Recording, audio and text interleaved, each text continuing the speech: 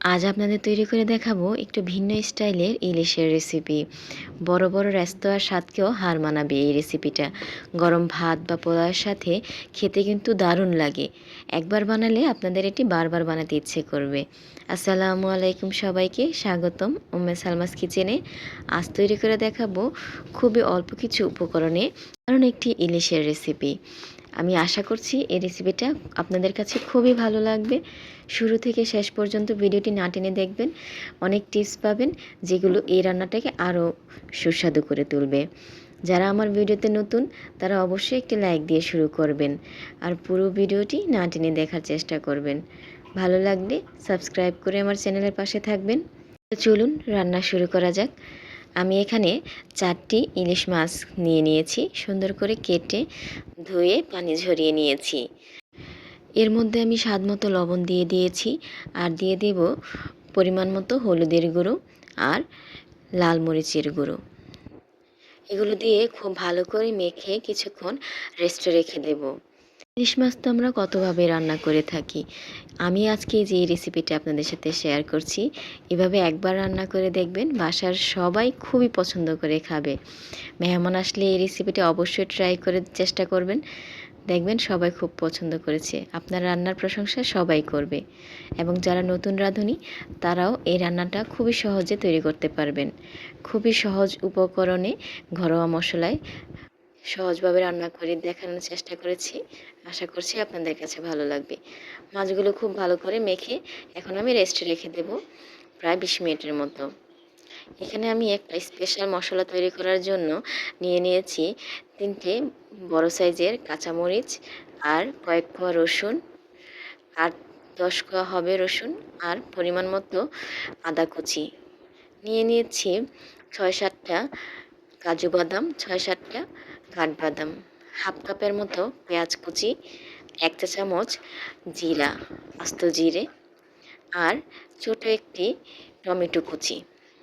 সব কিছু একসাথে আমি একটি ব্লেন্ডারের জারে দিয়ে ব্লেন্ড করে নিব খুব ভালো মতো।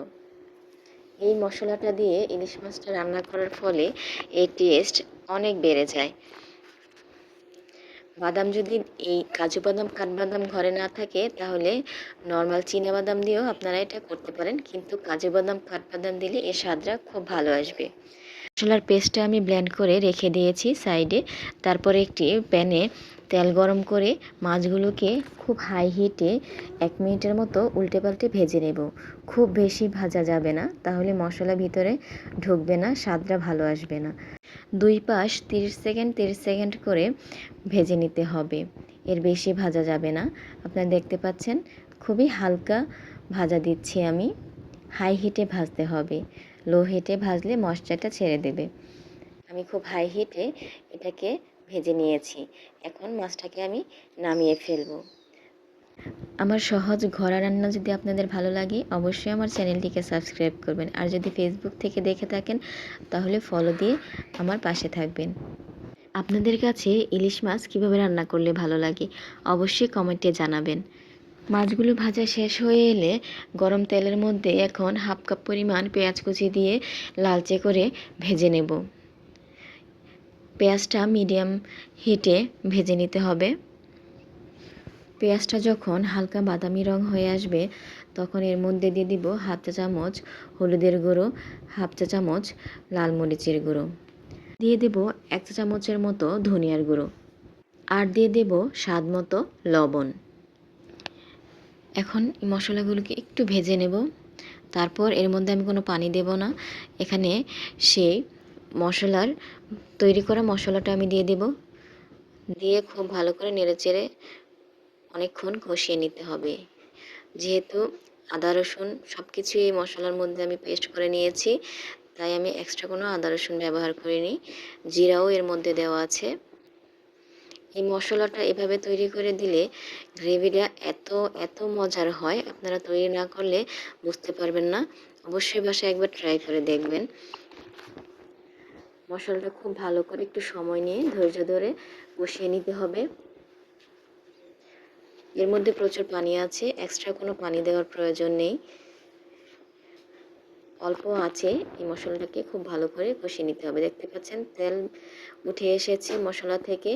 এই পর্যায়ে আমি মাছগুলো এক এক করে দিয়ে দেব। মাছগুলো দেওয়ার পর খুব বেশি নাড়াচাড়া করা যাবে না, তাহলে মাছগুলো ভেঙে যাবে। এভাবে মাছগুলো দিয়ে কিছুক্ষণ রান্না করে নিব। তারপর আস্তে আস্তে খুব সাবধানে এগুলোকে এভাবে প্যানটাকে এভাবে ঘুরিয়ে ঘুরিয়ে নেড়ে চেড়ে দিতে হবে, যাতে প্যানের নিচে পোড়া না লেগে যায়। তারপরে আস্তে আস্তে এভাবে উল্টে দিতে হবে। ইলিশ মাছ এমন একটি মাছ, যে কোনো কিছু দিয়ে রান্না করলে এর স্বাদ কিন্তু কমে না। যে কোনো কিছু দিয়ে রান্না করলে এর স্বাদ বেড়েই যায়। জাতীয় মাছ আসলে এর গুণাগুণের কারণেই হয়েছে। পুষ্টির দিক দিয়ে, স্বাদের দিক দিয়ে ইলিশ মাছ আসলে অতুলনীয়, এর কোনো তুলনা হয় না। এ পর্যায়ে মাছটা কষানো হয়ে এলে পরিমাণ মতো পানি দিয়ে দিতে হবে। খুব বেশি পানি দিতে হবে না, অল্প পানি দিয়ে, হাফ কাপের মতো পানি দিয়ে মাছটাকে আমি খুব ভালো করে রান্না করে নেব। এ পর্যায়ে চুলার আঁচটা মাঝারি রাখতে হবে, খুব বেশি লো না, আবার খুব বেশি হাই হিটেও রান্না করা যাবে না। দেখতে পাচ্ছেন আমার মাছটা প্রায় রান্না হয়ে আসছে। আমি 10 মিনিটের মতো ঢেকে রান্না করেছি। তারপর ঢাকনা খুলে এখন এর মধ্যে আমি কাঁচামরিচ, ধনেপাতা দিয়ে দেব। আমি যেহেতু জিরা বাটা দিয়েছি এর মধ্যে, তাই জিরার গুঁড়ো না দিলেও হবে।